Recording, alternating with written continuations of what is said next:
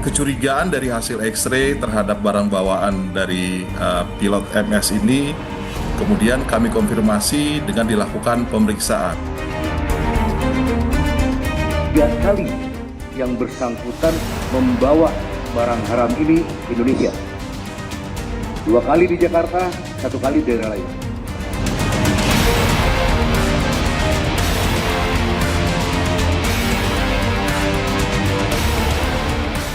Sekilas tak ada yang berbeda dengan barang bawaan kopilot maskapai penerbangan Malaysia Airlines 29 Juli 2026. Saat tiba di Terminal 3 Bandara Soekarno-Hatta dari penerbangan Kuala Lumpur, MS membawa 2 koper. 1 koper berwarna hitam dan 1 koper diambil kopilot dari tempat bagasi. Meski pilot masuk dalam kelompok beresiko rendah dan menggunakan jalur khusus saat pemeriksaan di bandara, namun semua barang bawaan tetap diperiksa. Dan dari pemeriksaan, tersangka membawa 26 kg ekstasi dan 4 gram sabu dari dalam koper. Pesawat MH727 ini landing dari Kuala Lumpur di Soekarno-Hatta.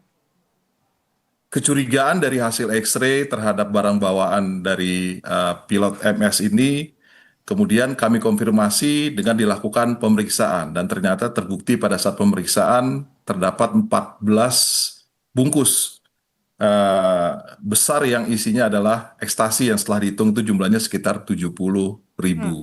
Walaupun pilotnya masuk melalui jalur khusus, tapi semua barang bawaannya sebenarnya dilakukan X-ray. Dan ini kasus yang paling besar sepengetahuan kami berhasil atau dicoba dibawa oleh seorang pilot. Dari keterangan pilot MS yang bersangkutan mengaku telah 3 kali membawa narkotika ke Indonesia, 2 kali di Jakarta, 1 kali di daerah lain. Apakah yang bersangkutan ada indikasi terlibat dalam jaringan internasional? Dugaannya iya. Itu dugaannya. Karena dari hasil interogasi kami, dari hasil BAP kami terhadap tersangka, disampaikan bahwa 3 kali yang bersangkutan membawa barang haram ini ke Indonesia. 2 kali di Jakarta, 1 kali di daerah lain. Dan itu tidak tertutup kemungkinan akan bertambah lagi. Dari penangkapan, pilot MS juga kedapatan membawa 1 botol kecil berisi urin yang diduga dipersiapkan untuk memalsukan hasil tes urin apabila pilot diminta tes urin. Namun tak sempat digunakan, dari hasil tes urin membuktikan pilot positif mengonsumsi narkotika. Membawa 170 penumpang rute Kuala Lumpur Jakarta di bawah pengaruh narkoba. Saat ini tersangka masih didalami keterangannya dan ditahan di Mabes Polri. Tim Liputan, Kompas TV. Modus baru menyelundupkan narkoba menggunakan jasa pilot karena tergolong kelompok berisiko rendah dan punya jalur khusus saat pemeriksaan di bandara. Selengkapnya kita bahas kepada Irjen Purnawirawan Arman Depari yang merupakan mantan Deputi BNN dan kini menjabat sebagai Ketum GMDM sekaligus pemerhati narkoba. Pak Arman, selamat petang. Selamat petang. Baik, Pak Arman, saya ingin langsung tanyakan, apakah pola penyelundupan yang dilakukan oleh pilot Malaysia ini merupakan pola baru atau modus baru atau seperti apa, Pak Arman? Ya, kalau dilihat dari modusnya, sebenarnya modus ini sudah pernah terjadi, tapi itu sudah lama sekali tidak terjadi seperti sekarang ini. Kalau kita ingat dulu, ada seorang pilot penerbangan nasional yang membawa ekstasi dari Schiphol, Amsterdam. Nah, kalau kita ingat dulu, itu terkait juga dengan penyelundupan narkoba yang dilakukan oleh seorang perempuan berinisial Z. Dan kemudian kita tahu bahwa itu adalah peristiwa yang kita sebut ratu narkoba. Jadi hampir sama sebenarnya modusnya ini. Namun demikian itu sudah terjadi lama sekali. Dan sekarang terjadi lagi. Ini membuktikan bahwa maraknya narkoba yang berasal dari luar negeri tetap menjadi kewaspadaan kita. Nah, satu hal yang perlu kita catat biasanya, nah ini untuk para petugas mungkin perlu dicermati kembali, karena mereka juga menggunakan modus yang disebut dengan shotgun.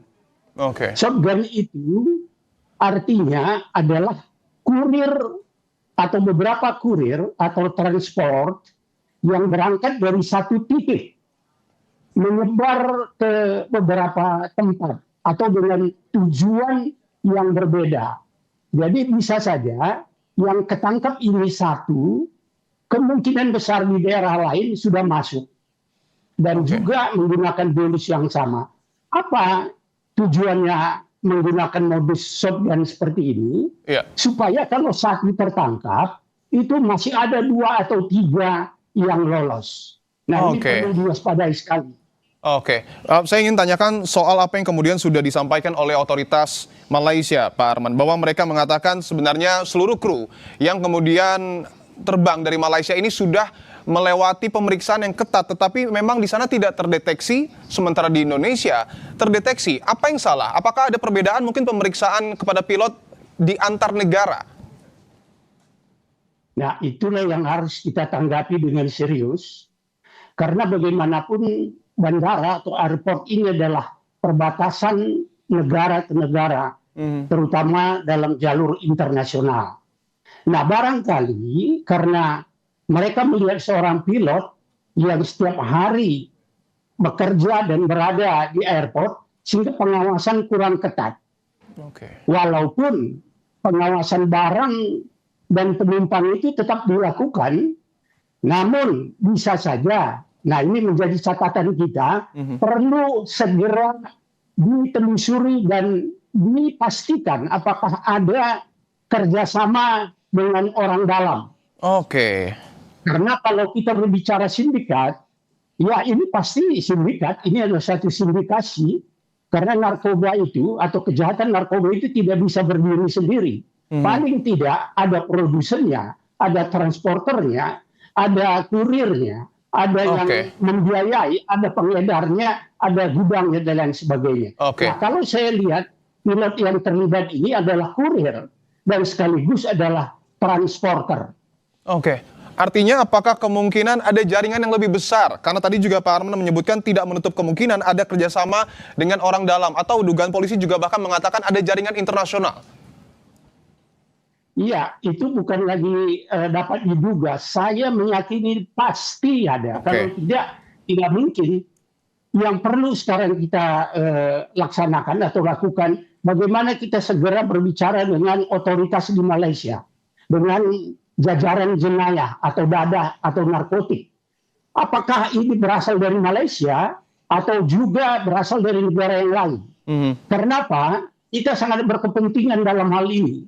Jika ada narkoba yang masuk ke Indonesia jenis sabu, MDMA, MDA atau ekstasi, MDMA, itu pasti untuk kiriman ke Indonesia. Itu untuk konsumsi orang Indonesia.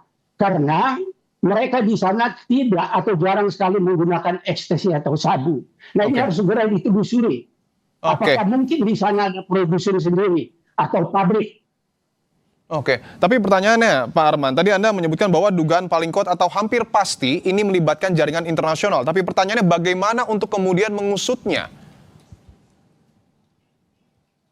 Ya, kita punya kerjasama baik antar negara dengan Malaysia, terutama Malaysia, Singapura, Thailand, Kamboja, atau dalam bendera ASEAN. Nah, itu harus digunakan, dan untuk internasional di Asia pun ada. Untuk global seluruh dunia itu melalui UNODC. Itu mereka sangat terbuka sekali khusus untuk menangani kasus-kasus narkotika di seluruh dunia. Karena kita tahu bahwa kejahatan narkotika ini itu pasti melibatkan beberapa negara dan kewarganegaraan yang bermacam-macam. Tadi Anda menyebut bahwa targetnya adalah Indonesia, atau mungkin ada pintu-pintu lain Pak Arman yang luput dari perhatian kita dan memang menjadi pintu masuk dari narkoba yang datang dari luar negeri ke negara kita? Ya, biasanya dalam jumlah besar itu melalui pengapalan atau shipment.